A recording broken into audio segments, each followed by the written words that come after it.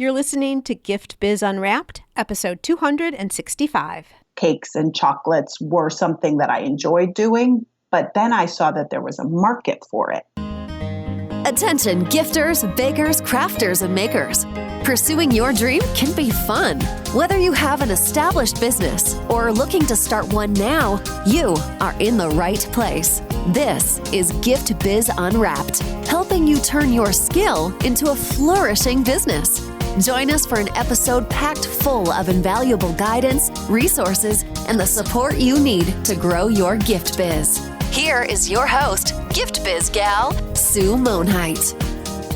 Hi there, it's Sue, and I'm so happy that you're joining me here today because I have something super special in store for you. For the next 4 weeks, I'm talking with various women who have, dare I say, embraced the challenges of COVID-19 and are now not just surviving in their businesses, but thriving. I'm hearing people talk about this being the new awakening. Maybe, but no matter what you believe, I'm seeing positive changes come out of this need to step back and analyze, not just ourselves, but our businesses. It's exciting to hear that some of these creative ideas, initially implemented just to get through, have added so much value that they'll continue long after our new normal becomes routine. My goal over these next 4 episodes is to prompt you to relook at your ways too. There may be a new idea that you can take on, or one sentence that may spark a brand new action that could make your business soar. The common thread through all of these businesses is that the owners were willing to think differently and test their ideas. I want you to do the same. So today, let's envision something. Imagine that this past January, so just a few short months ago, you moved into a brand new retail location.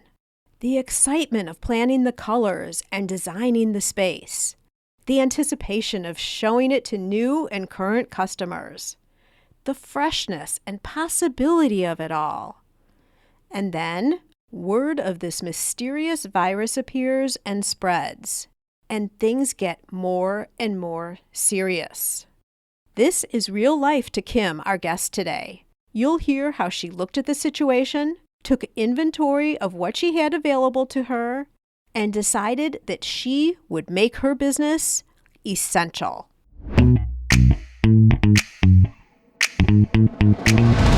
Today, it is my pleasure to introduce you to Kim Terrill of Kim's Cottage Confections. Kim started her baking and chocolate making business in the late 1990s while working full-time as a technical writer for a women's retail corporation.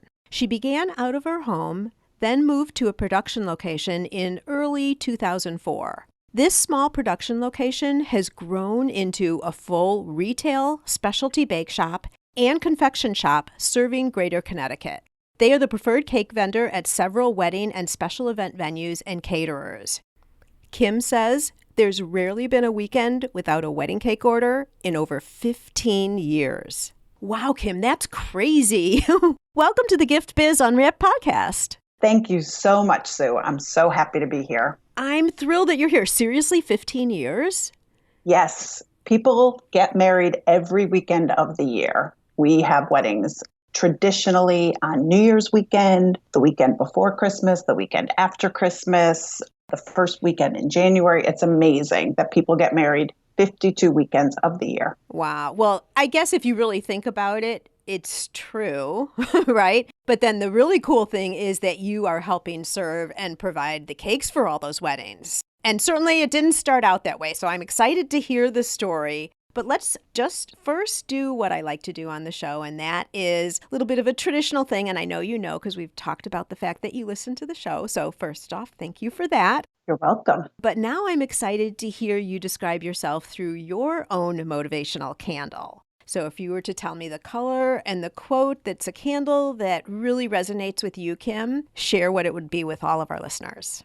So the candle color would just be the most beautiful summer day blue sky. Because even though we're busy and baking and in our kitchen, all during the day. My favorite part of the day is just to walk out in the afternoon and look up and see the sky so beautiful blue on a gorgeous summer day, especially if it's a perfect day for a wedding. It's just, there's something so special about a crystal clear blue day. Yeah, I can close my eyes right now and imagine that pure, beautiful blue, like you say. Yes, and on this gloomy April day, we're grateful for those blue sky days. Absolutely.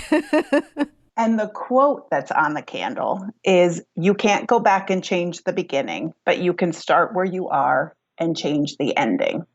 Oh, so, always look forward. Don't look back. Always look forward. Because if the day didn't start out sunny and bright with that blue sky, there's always the opportunity that it's going to change to that. Mm-hmm. And there's always tomorrow. There you go. And it's something that's controllable. Absolutely. You can't go back. So many people will dwell on the past. I wish I would have done this. I wish I would have done that. Why not take the energy and say, okay, yeah, I might have wished I would have done that, but now what can I do? How can I affect that going forward? Exactly. Yeah, love it. Okay, so now that we just said we don't go back, let's go back. Just for a quick visit. Just a real quick. Yeah, quick visit. I like that. And share with us a little bit about how your business got established. And I'm really curious. You mentioned you were a technical writer with women's retail. What does that mean? So I was the systems and procedures manager for Ann Taylor back in the day when Ann Taylor was in its heyday. And we had stores opening all over the country. And I wrote the manuals that got the stores open. So I traveled all over the country to all the new store openings and trained the managers on how to use the systems and procedures. And it was very, very exciting in the late 80s, early 90s when that was my career. I worked part of the week in Manhattan on 57th Street, and I would always bring treats in to the office when I went into New York. And my boss used to say, "You're a great writer, but you're an even better baker." Interesting. Yes. And I always had it as something that I did as a hobby. But in the retail world, things change. And I started baking more and more and decided to give it a go to make it into a business. So were you thinking about it mostly because of the feedback that you were getting then from them from the outside in? Or like what was the exact moment? Or were you thinking about it over time? And then all of a sudden you decided to flip the switch? Well, retail is so volatile and things were changing. Ann Taylor had been bought out by a major corporation. So my position was significantly altered. And at the same time, I was just baking and doing more and more cakes and more chocolates and more special orders. And it came to the point where I was very busy trying to establish the business. And I was young, newly married, no children. And I look back at it now and can't believe I did it. But I actually left my job to start a business, which now I think, wow, really? What were you thinking? But I did, and put a commercial kitchen right in our home and started the business right that way. Wow. Okay. So I think people are more accustomed to someone making a jump like that now, because let's face it, entrepreneurism and having your own business now is looked upon. I'm going to say still some people think we're crazy. Like we'll just agree with that, right? Right. But I think back then they really thought we were crazy if you were doing it because it wasn't as talked about yet, right? I look back now and I think, how did I even market my business? There was no Facebook. There was no Instagram. You really did rely on someone opening the newspaper and seeing the ad that you placed. And the yellow pages were a thing. Yeah, they were. Remember those big books? I do. You'd come home and you'd see one at your front door. That's right. I want to stick with the development of your business just for a minute, because I also feel right during this time, there are people who are thinking about, okay, I'm furloughed right now, or I'm staying at home for a little bit. Maybe I should be starting something on the side just so I've got another stream of income coming in besides my job. But they're fully intending to coming back. But I think it's on a lot of people's minds right now. And if I understood your story correctly, that is really what you did while you were working at Ann Taylor. And thank you for that, by the way, because I was one of your customers. Oh, very good.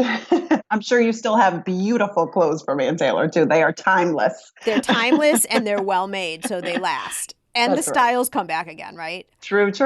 I'd have to rethink about the size anymore. But that's a whole nother story. Different podcast. Yeah, different podcast. But it did sound like you were testing the concept, whether you realized that that was really what you were doing or not, on the Definitely. side while you had your job. Yes. So I think it's nice for people to know that that is possible. You can be doing two things at once. So you don't have to jump in 2 feet in the water. Maybe you'll swim, maybe you won't. You can start building something up gradually on the side. Right. And a business is very different when it's your income versus your hobby. And I think that starting it slowly and maybe doing it on the side gives you the chance to know if this is something that you want to do 24/7. Good point. So as you were developing, you were saying you were getting requests already. Were you just baking and testing out your skills? And as you're saying, testing how you felt about it with the idea of it being a business? Or, well, talk to me a little bit about that. So I was testing the waters and I really enjoyed what I was doing. And I was taking classes. I literally went to a local cake decorating school in the next town was offering classes. I took every class possible. And I did enjoy it. And I had always baked. It was always something that was part of my past. Cookies and cakes and chocolates were something that I enjoyed doing. But then I saw that there was a market for it. And that people were interested in ordering cakes that were more than just grocery store cakes. So I explored all the different options for how cakes could be decorated and different formulas and different recipes. And honestly, they're the recipes I still use to this day. Well, why not if they work? Absolutely. And actually, I think that when people know a flavor that they're envisioning when they have the cake, they're going to want the same thing from you. Right. Yeah, so there's nothing wrong with that. So you landed it almost in the beginning, so that's very cool. Okay, and so talk us through, and then we'll leave the past. Then we're going to go on into the future, okay? But talk me through how you decided. And Taylor kind of gave you a little bit of a nudge because they were changing. Right. And it came down to I had just been shuffled out of one department to another department. I was working for kind of the accounting department, and there was just, the position that I had evolved or devolved really into more of an administrative position. And I just, as I said, it was the right time just to say, okay, I'm going to give this a shot and see if I can turn this into a business. Okay, so really critical time. And this, again, is going to be good for people who are listening. So I'm excited to hear what you're going to say about this. So you already have experience. You've taken classes. You've tested your product. Were you selling some of your product already at that point? I was renting a kitchen at the YWCA. I started out, of course, experimenting, but I quickly moved into a kitchen at the local YWCA where I rented a kitchen and did a lot of the product development out of that kitchen. Okay. And so now you no longer have your day job. Correct. You're going to do this full time. Take me to that place of, was it one day you left, you closed the door on Ann Taylor, and then that next Monday or whatever it was, did you just fully ramp up, or how did the transition look? Yeah, so we had to build a kitchen. Because you were anticipating a lot of business. Yes, I was going to make this my business. This was my focus and my goal. We put a kitchen in the basement of our home. I had a beautiful walkout basement that we put the kitchen in, inspected by the health department, and started making cakes, but also confections that I took to craft fairs, which is why I'm so attracted to this podcast and everyone in here in the Gift Biz group, because I really loaded my car every Saturday and went to every craft fair, home show, anything that I could use to market my business. Okay, so when you talk about getting your name out, that was what you were doing, besides newspaper, because print was still, okay, so we're talking 15 years. So we're still talking early to mid-90s?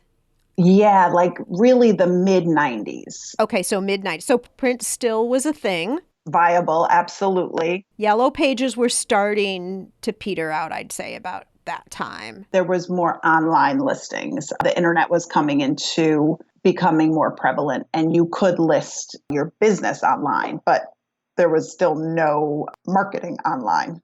Right. And a lot of people didn't even have access yet to computers. Right. I mean, we were just starting to get them. Boy, it seems so long ago to think I'm trying to remember those days. I know. But I love what you're saying about craft shows. So let's talk about this some more, because I think people forget that this is a good evolution. First, starting with people you know, testing things out, getting acceptance or feedback in any way, right? Developing your product and starting to grow it. And then face-to-face, I think, is so important.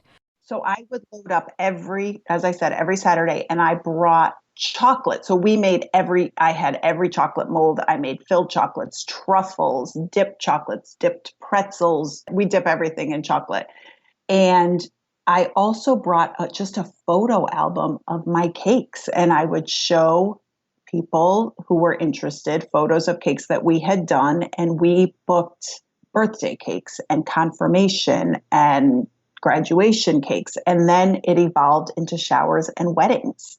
From the craft table, from these tables at the craft shows. And let's all remember that your product is very temperamental, like with the weather and all that. Absolutely. I did mostly indoor because I really was concerned about being outdoors in the weather. So I focused mostly on indoor, but I would make connections and network at all of these craft fairs just to keep my client list growing. Right. Okay, so break that down a little bit for us. What do you mean by growing your connections and networking with people? What specifically were you doing?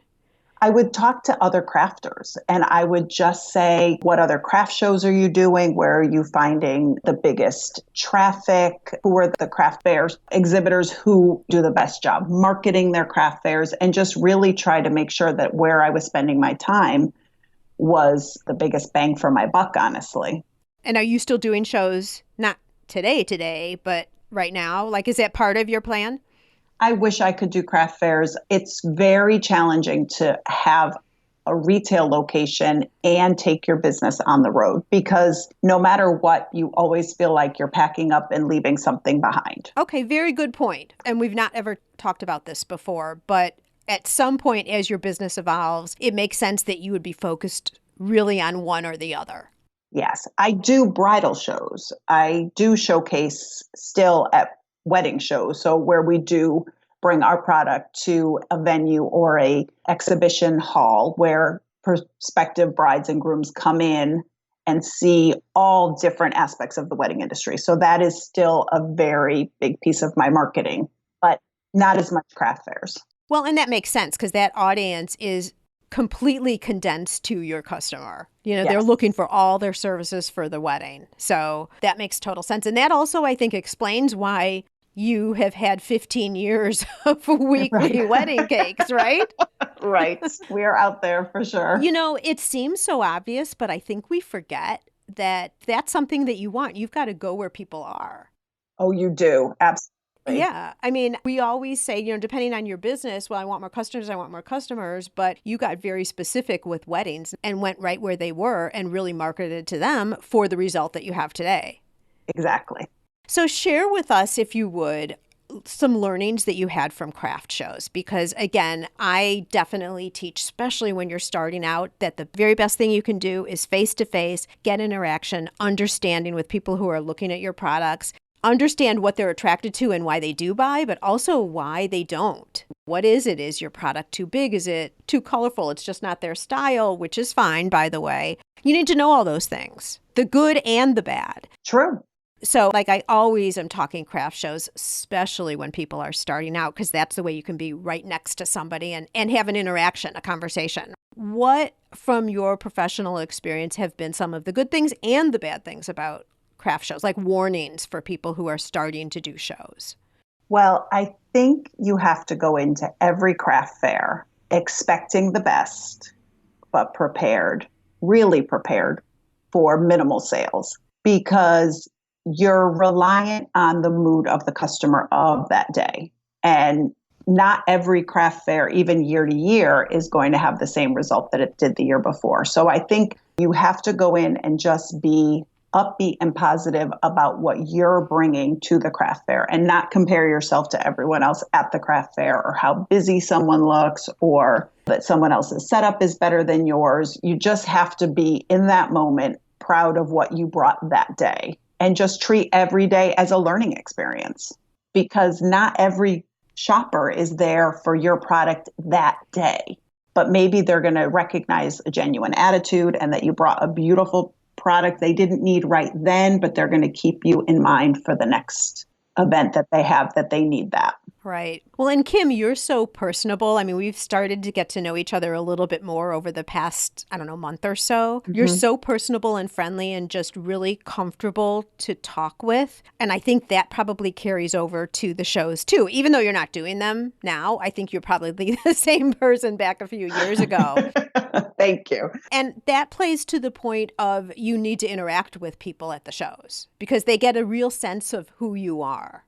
I remember one show that I was at. It was a really down show. And I brought great product. It was probably right around Easter. And I thought, oh, it's spring. I brought Easter. I brought some things for dance recitals, ballet shoes, things like this. And I had not had great sales that day. And, it can be a downer because you're there for a long time. You spent a long time producing and getting ready. And a woman stopped at my table and started asking me a lot of questions. Just really, I felt like, wow, she's grilling me. What is all this for? And she turned out to be the owner of a small specialty chocolate store in one of our high-end towns, very close to where we are.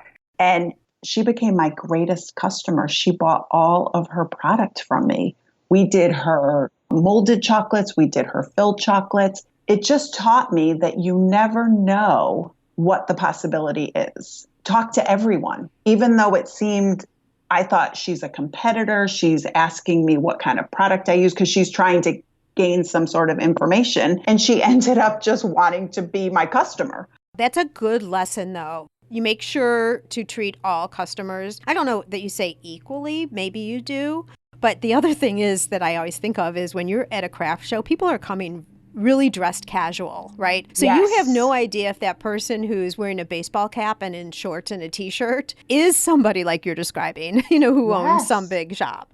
And I think back to that day and how, thank goodness, I was personable, and the way it started out and the way it ended were just, again, change. You can't go back and change the beginning, but definitely you could change the ending. Absolutely. Well, and it also speaks to the point that a show of any sort, whether it's a local craft show, even a trade show where you're looking to get wholesale customers also, which is really what this ended up being, right? Right. Absolutely. You only need one great new contact to make the show totally worthwhile. Absolutely. Final question for you on craft shows, because I have a lot of other things I want to chat with you about. How did you deal with continuity? Like if people were at a craft show and came up to your table, how did you ensure that they knew how to get in touch with you when they were ready to buy a product? How did you stay in touch with them? Or So I had, of course, business cards and menus that we would provide for every show. And then much better than today, I did reach out to people via email, and I did email marketing, which you and I have spoken recently about. I have fallen off email marketing, but I did send a newsletter, or at the very least a price list, a reminder that new products were coming out, or that I'd be at a new show. Here's a list of the shows I'll be at. And actually, they were postcards. I used to actually mail postcards. Now that I think, I remember making postcards on the computer and hand addressing them and putting them in the mailbox. there you go. Well, those were the marketing tools of the day, Right. And Right. email, like everyone was talking about it, that was the new thing until social media came around. Right. So I think a lot of people have let email slip because they're thinking social media replaces it, where really you can use the two in tandem. Absolutely. And direct marketing, you are speaking my game because that's what we did, specialty, highly targeted direct marketing. And that was a big deal and did serve people well for a long time. Super expensive now. Right. I always put like a 10% coupon or mention this card and get a free cookie, whatever it was. But I do remember the actual physical mailing of postcards. Wonderful. Good learning, because what you're showing us is the craft show is not for the point in time when you're at the show. You can take information if you've planned. So you have the materials at the table, or collecting email addresses now, or telling people to follow you on social, whatever the method is. But you want to have some type of a method so that then when people leave, they're going to remember you. There's access back. Right. Yeah. Because we can't expect them to remember us. We have to remind them. There's just too much going on. Right. And there could be 60 other people at that show that they're going to remember. So you want to make sure that you can find a way to contact them at a later date. Agreed. I would also say, I'm just thinking about this now, having your picture as the owner of the business and the one who's at the craft show on literature, I also think could be a good reminder of, oh, I remember talking with her. Like it's a trigger instead of just having the company name. Yes, I'm just thinking of that now. that's a very good idea. Just came to mind. Face recognition. Yeah, because then, and especially because you're so friendly and comfortable to talk to, I think that plays in your advantage. So that's another way to trigger the memories, which exact booth it was, or table it was, etc. All right, so you're in the production. Is this true or not? I'm trying to go back. You're still in your basement based on our story, right? Yes. Okay. And at what point then did you move to your brick and mortar and turn it into production and a shop, a retail shop? This is interesting. We had moved out of our home in one town to, we have 2 children now, and we wanted to move them to a small town. So we moved to a much smaller town with a lot of requirements for health licensing. We had a septic system and not public water, and there were a lot of requirements around having a commercial kitchen in your home that the timeline with buying a home and finding the right home to put a kitchen, it just wasn't all melding. So I actually, for a time, gave up the business to go back to writing. I was a local newspaper reporter and I did some online writing and wasn't doing any baking. And then I noticed one day taking my daughter to preschool that there was a little, so she was in a plaza in the back. So picture like driving down 2 hills of a driveway, and around the back is her preschool. And next to the preschool is an empty storefront. No. Oh my God. If I could only say what I knew now, if I knew then what I know now. But I actually said, oh, I could just put my ovens in there and I could just go back to baking wholesale.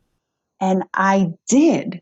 That's when we moved our kids, we moved to this new town, and I put my commercial kitchen in the back of a plaza down 2 hills around the back with absolutely no street front signage. But that's okay because you didn't want people to be walking in. You were doing wholesale, right? Right. I didn't.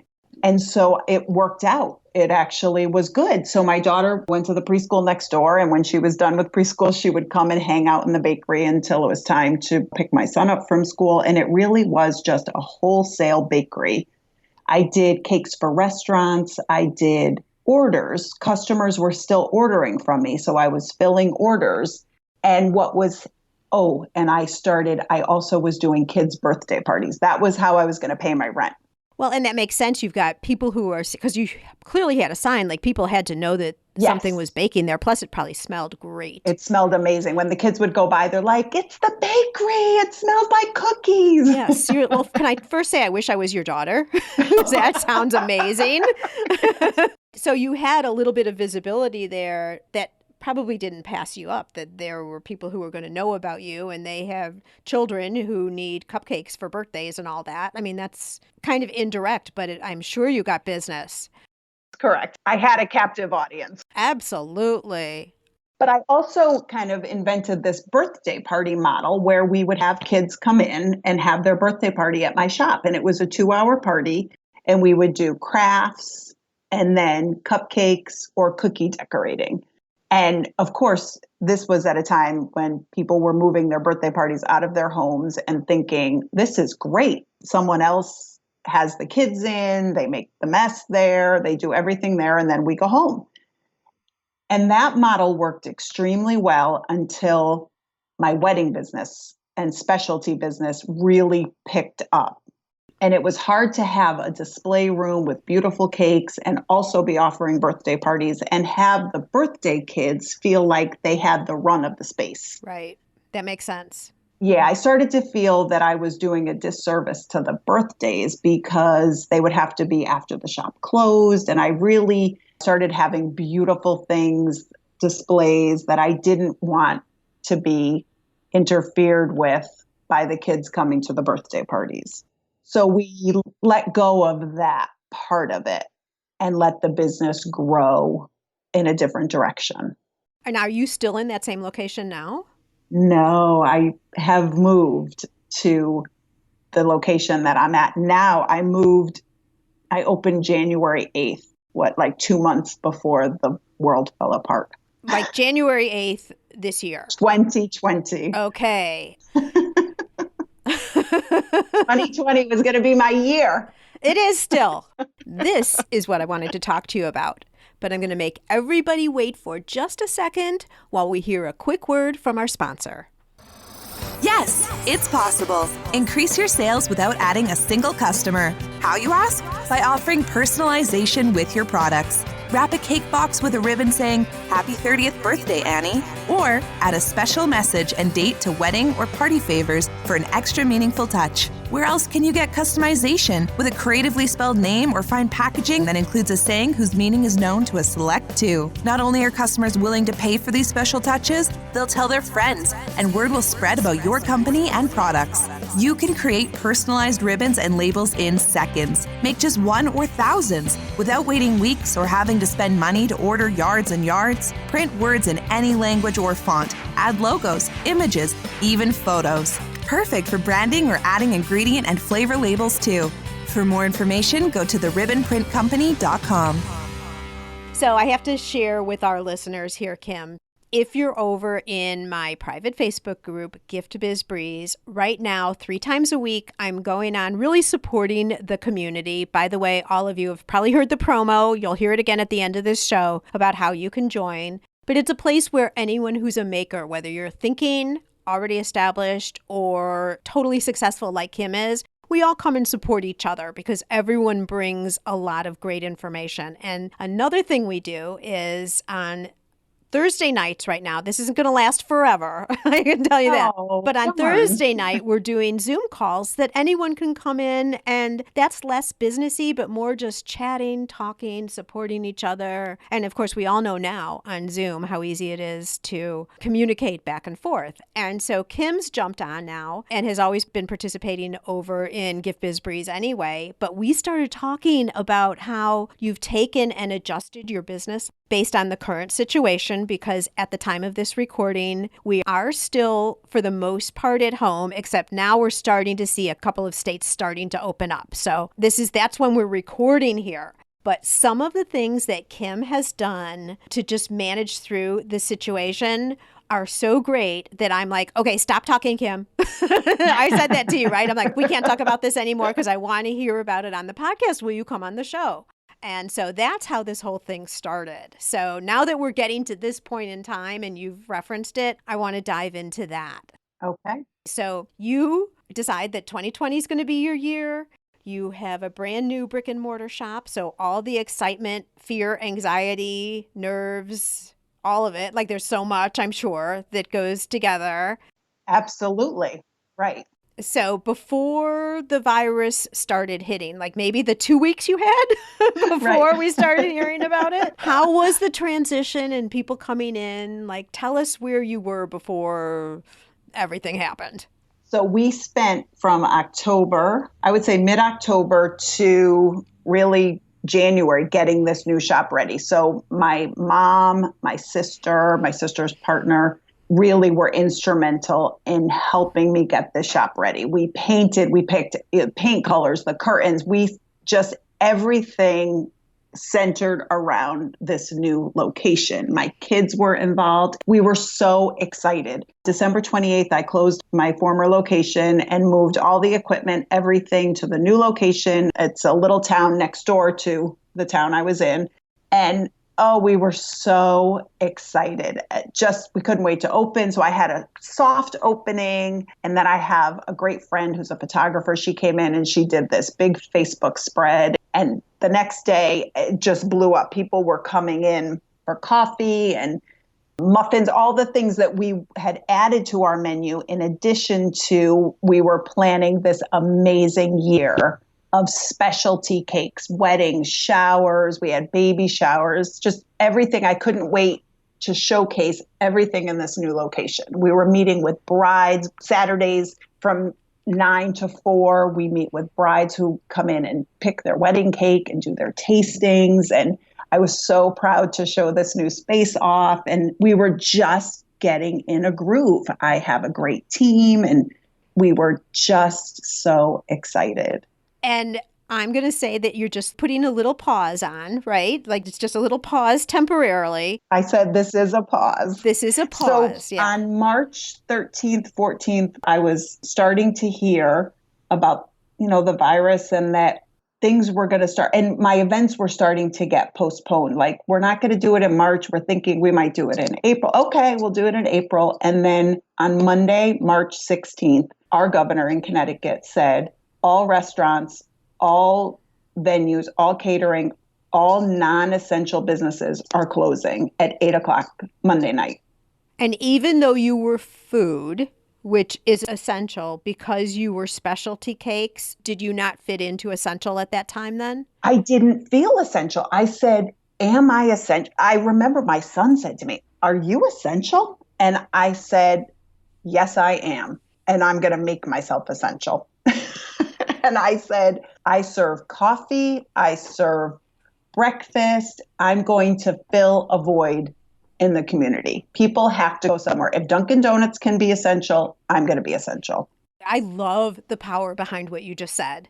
I don't know if I'm essential, but I'm going to make myself essential. I did. I said, that is my option, is I am going to be essential until someone tells me I'm not. And I will say, Sue, it's very hard right now because I believe every business is essential. Every business is essential to someone. Every friend that I have that has a small business, everyone that I know is hurting so much because how can you tell a business they're not essential? They're essential to someone. It's so frustrating, and it's very challenging to have someone say, you have to close your business. Now figure out a way to stay viable and stay relevant when we've told you you're not essential and you have to close your doors. So it's hard. I went through a lot of guilt in the beginning, just feeling like, how can I say I'm essential? But the truth is, I needed to survive. And this was really my only opportunity to support myself. So how did you switch from being the specialty cakes? How did you enhance your business so that you were essential? What did you do? I just expanded my menu to everything that I could think of that people would come in and purchase with their coffee, to bring, if they were still working, to bring a box of muffins into the office, I really didn't want to be like a breakfast coffee shop, but I just made sure that I had enough of a variety every day that when people came in to get their coffee, they have to drive by me every day. And I wanted to make sure that when they came in, they felt like they stopped and it was worth their stop. I gotta say, like around me, a lot of the drive-thrus are open, but like Starbucks walk-in isn't available right now. Well, we put gloves outside our door. Mm-hmm. We have the demarcations for the 6 feet apart. We are wearing face masks now. That is the mandate now. We are wearing face masks. We're in a temperate climate. It's probably like 50s during the day. So I do leave my door open so that no one even has to touch the handle. We have a front door and a rear door, so you could essentially make the circle through so you don't have to go back to people waiting in line. You come in kind of, the parking lot is the back, and you can go out the front door and walk back around to the parking lot. Got it. Okay, so you made your environment accommodating to what the rules need to be, kind of like how grocery stores are doing, and then you adjusted your menu to fit what people would be buying right now. Yes. So pastries, muffins. So we do about 6 kinds of muffins every day. We do scones, we do filled croissants, we do turnovers, great cookies. We always have cupcakes. And we've really expanded desserts to go, crumb cake, things that people can pick up and take home and have. I find that people are buying like a dozen things to last them a few days rather than a coffee and a muffin to drive on their way to work. Right. I agree with that. And so now what's happened on the cake side? Well, cakes, people are still celebrating and they've just gotten much smaller. We used to do a cake maybe for 20 people would be our average size cake. And now it's down to a cake for 6 people. but they still want beautiful cakes and beautifully decorated cakes. So we're offering the cakes that we would typically do for a larger party, just on a much smaller scale. Got it. I love how much you've pivoted, but you've stayed in your lane. Well, that was important to me. That was the question I asked you first when I first came on Facebook Live. I didn't want to lose my client base that was used to following my Instagram for all of these beautiful desserts. And now I'm posting like a muffin menu. And I didn't want my clients to think, oh, she's abandoned her beautiful cake business for muffins. But Right. I needed to be able to market to both. Well, you're conforming to the situation too. And I think a lot of it is in the messaging. This is what you're doing temporarily to help serve your customer, and you'll be back. Like, it's not going away. You still have all the skills and the talent and the knowledge and the clientele. It will be back. But meanwhile, what else can you do? So I'm curious, the people who are walking in right now, are you seeing a lot of new people? A lot of new people. Yes. A lot of new people who are out for a ride, and we're on a main road. So out for a ride, have never been here before. This is a great spot. Very positive feedback from people who are coming in that are new customers. That's exciting for you for the future, for Yes. sure. So, and now I want to get into what is an equally exciting thing. And this is what I don't know as much, because this is when I said, stop talking. Right. Right. But you are also helping other small businesses in your area right now. So this isn't all just about you. And I love the strategy that you've employed. So share with us what else you're doing. So in the beginning, when I moved here in January, the biggest question that I got every day was, oh, are you going to sell bread? Are you going to make bread? Do you have bread? Oh, are you going to sell bread? I every day said, I am not a bread baker. I don't make bread, but I sensed this urgency for, especially as things got closer to where we are right now, just that people really wanted bread. So I reached out to a woman right in my town who has a business in her home who makes the most amazing bread. She also makes scones and muffins and cookies and things like that. So she is a true competitor, but her bread is phenomenal. And I reached out to her and said, Kathy, her name is Kathy Duffy from Sweet Sage Bakery. And I said, Kathy, I'd love to sell your bread. There's a need here and people are really clamoring for bread. And I told her, I could watch YouTube all weekend and learn to bake bread, but you already bake bread. And I'd much rather bring you in and have your bread here. People know her and she's phenomenal. And this bread is a sourdough bread that the starter she's used for 25 years, but it originated at a French monastery and its origin is over 400 years old. And I thought, this has a history. It's an interesting story. I'm going to bring her bread in. So we now have her 3 days a week and we sell out all the time. Does she actually come into the store then and do her own transactions? No, she delivers Tuesday, Thursday, and Saturday. Got it. So that's merged. So it's kind of like a wholesale arrangement right now. Yeah, I just have her bread there. I sell it for her. Some people only buy bread. They only come in and buy her bread. But for the most part, people come in, they buy a loaf of bread, they get a cup of coffee, they get a couple cupcakes. So it's been a great business partnership. Absolutely. And again, you're exposing each other's businesses because she now can promote to her customers that, yeah, I can't, whatever her normal channels are, but they could get it at your shop, which is nice and convenient, which means people are coming in and then they're being exposed to all of what you're offering as well.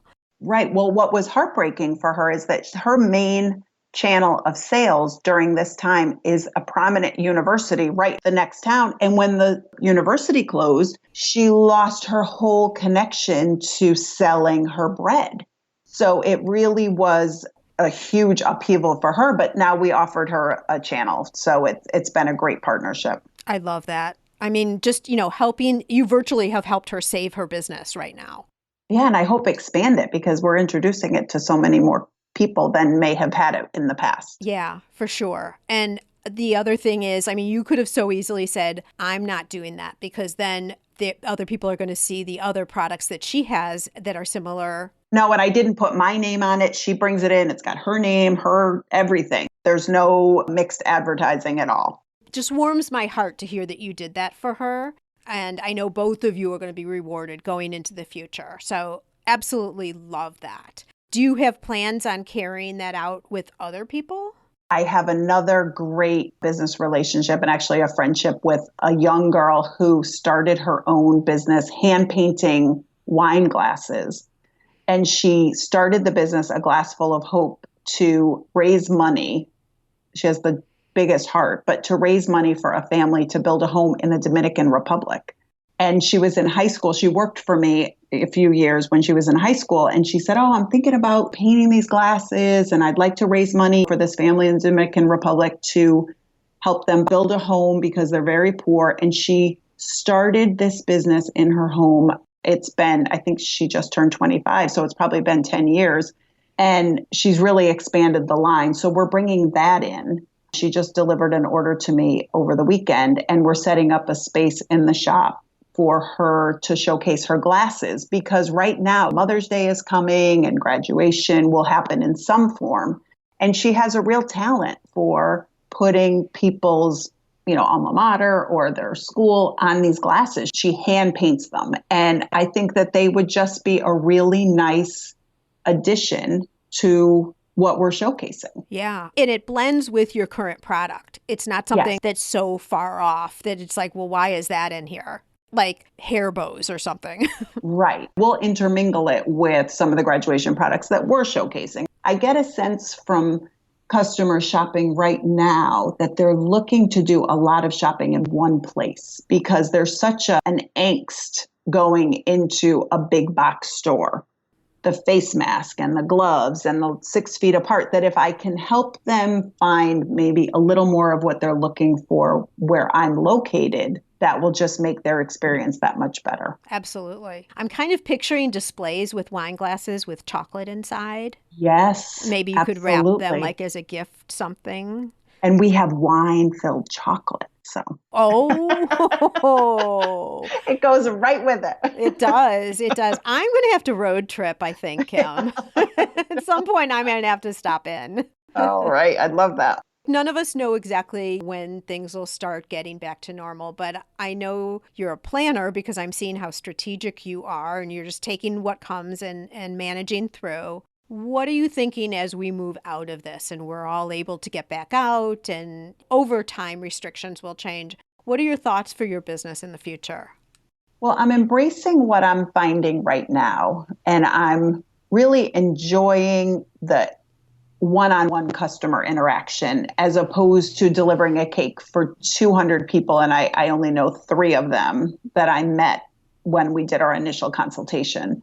So I'm embracing getting to know a lot of new clients and having more one-on-one interaction. I sadly think it's going to be some time before we're back to gathering together with 200 of our closest friends. I just see weddings really changing. And I've been on a lot of webinars and listening to a lot of ways that things are going to be changing. So I'm prepared for my business definitely going in a little bit of a different direction, I think, for the next year at least. Mm-hmm. Well, you're lucky again because of what you've done. You can kind of up a lever in one place and lower it in another. Like you still got your wedding cake services, so there'll be some of that. But then you also have the walk-in, which it sounds like you're enjoying equally as much and maybe even more. Right. Well, it's definitely challenging. Every day I'm there at 5 wondering, what am I going to make today? What's going to appeal to customers today?